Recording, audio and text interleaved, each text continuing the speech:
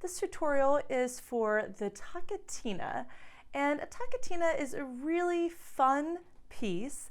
We have the larger works called toccatas and the little works called toccatinas. Toccatinas are specifically designed to show the fingers, show the hand.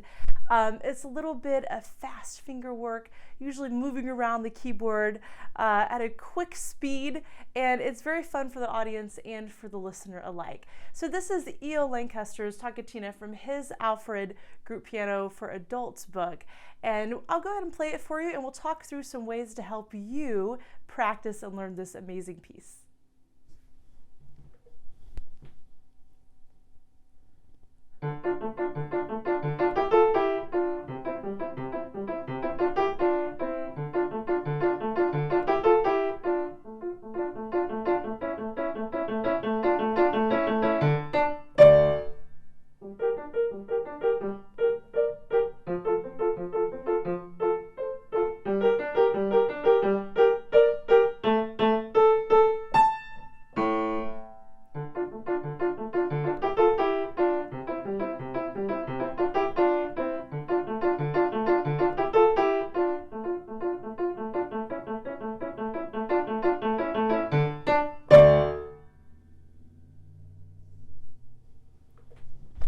Just ends with a big flashbang right there. I love that.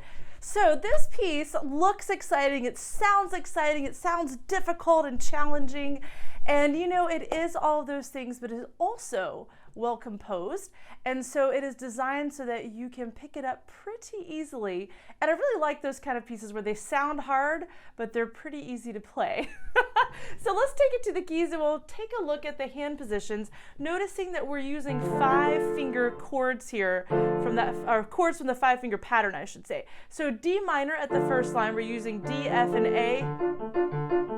Right hand, you're focusing on the D and the F. Left hand, you're giving us the root and the 5th of that hand position. We take all that down 1 key to the left, and bingo, we're in C major now, C and G, and those intervals of a 3rd right above it. 3rd line, we go back home to D minor, our starting position. Then I'm going to skip over to measure 21. You notice we're going to shift the hands up a bit here to the G minor 5-finger pattern. Right hand, you're going to carry the G and the B flat there, the lowered 3rd. Left hand, you're still doing the root and the 5th, G and D. Take that pattern to the left 1 step, and here's F major. Back to G minor, measure 29. So the first thing you want to do is to locate where those hand positions are located and to be able to move back and forth between those locations on the piano. But wait, we're not quite done with exploring the geography of the piano. If you follow me to measure 20 and actually measure 19 as well, those 2 measures, all of the notes and those measures are named D. The question is, where are those notes located? A little bit of a geography hunt. So on measure 19, left hand, you're here below the middle of the piano, and right hand, you're on the middle D. And then if you play those together, just locating them for measure 19, go out an octave and you'll find measure 20. In context, left, right, together. So that is just something you've got to do pretty quickly, but being able to find that jump fast enough, that's where you got to practice. The composer is suggesting here that the right hand does a thumb on D, and then you just reach your pinky out to reach the high D. So that is definitely one way that you can do it. I tend to use a 3rd finger in both hands with the thumb behind it to stabilize that joint and get a really big sound, because you notice there's also an accent on that note. They want it to be really big and have an extra Sometimes the pinky, I find, is a bit weaker to get that sound, and so I like having that 3rd finger. I can just really drop the full weight of the forearm into the key bed. So you can decide which way works best for you, but that's just an idea. Continuing on to measure 33, that last line on page 2 is a similar situation. Every note on that entire line is named A, but as you've guessed, you've got to figure out where those A's are. So I'll help you with that. Measure 33, you're right below middle C, left hand. Right hand, you're here above, so there's your position, and then both hands jumping out the octave And so again, you could use that octave stretch. I tend to just go for the 3s and then just nailing that 3rd finger there. So that's a really quick way to get through those measures, locating just the position. So without putting yourself under the time crunch of a metronome, of playing it in context, just finding the location for each line there, where are these notes located, the C minor or C major versus the D minor position, we went over that, and then locating where the octave notes are and the measures we just finished discussing. So start there if you're in the beginning track and just getting your fingers into this. If you want to move forward a little bit past that, I would say take a look at this measure 13 through 18 bit, kind of in the middle area of this piece right before we go to that B section. And notice that the right hand is just rocking back and forth between this tug of war, the set of thirds, and you feel that kind of seesaw effect there. And it says crescendo molto, so he wants you to feel this tug of war in the music. But playing it, I found sometimes students have a little bit of trouble. So the right hand here, you're going to do your 1 and 3, and then simply cross over the thumb.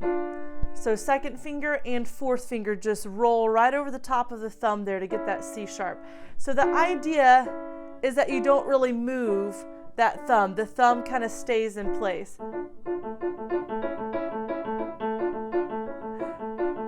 So by that I mean, of course, that your thumb isn't sitting and holding that note down. I should be careful. I don't want anybody to take that incorrectly. But the thumb kind of stays in that general area and you pivot over the top.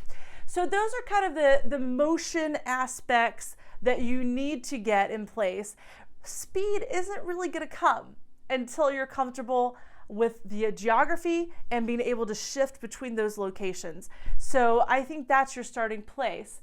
And then we have another fun fact that brings in this toccata aspect of using the hands quickly, a little bit of showmanship. And this is at measure 3 and measure 7 and measure 11. The right hand is using intervals of a third, and we're using this 1 and 3. We're just going to kind of stay in position there. So the hand stays in position and we just move the arm up and down the keyboard. So it's really quite fun to do.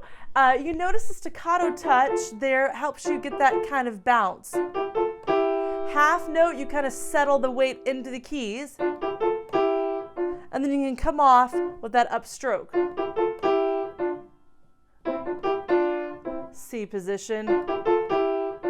So that's really fun because he chooses to have no accidentals, no blacks or black keys flats, no black key sharps. We're able to just move the hand back and forth pretty easily. So I think that will come well.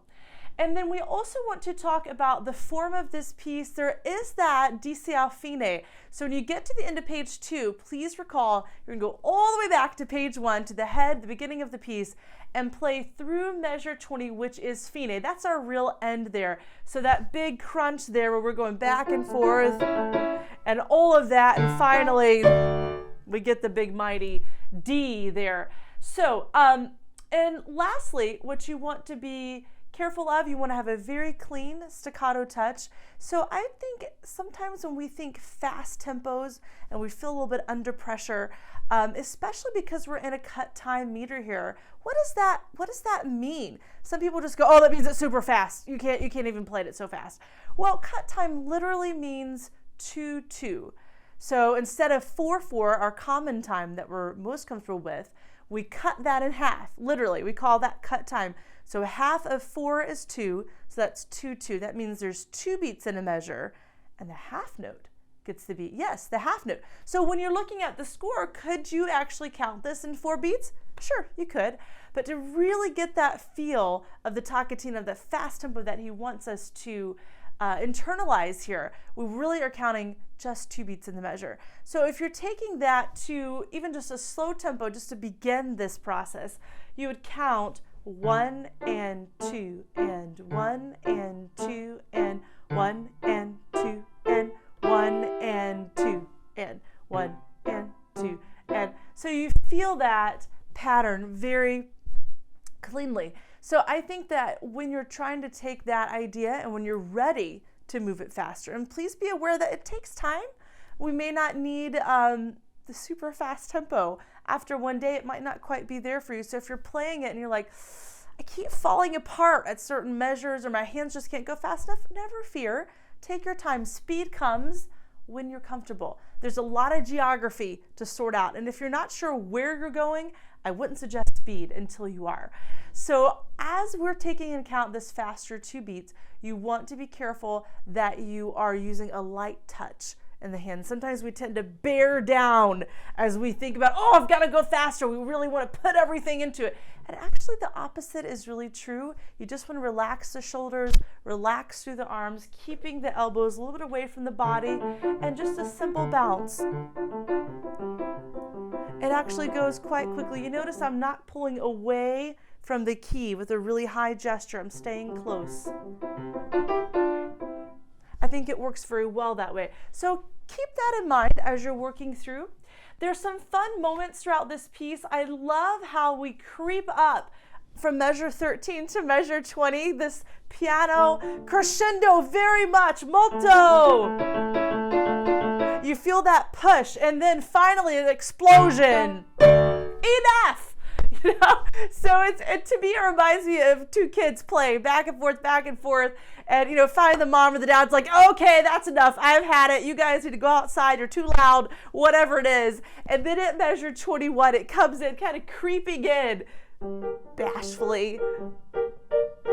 Are they going to catch me now? And then it builds again. So I really hope that while you're working on all the fun aspects of playing this piece and getting this skill level with the geography all buttoned up, don't forget that it really is fun, and there's just a character of joy and playfulness that you can incorporate into this piece. I hope you have fun playing it, and maybe I'll get to hear you play soon.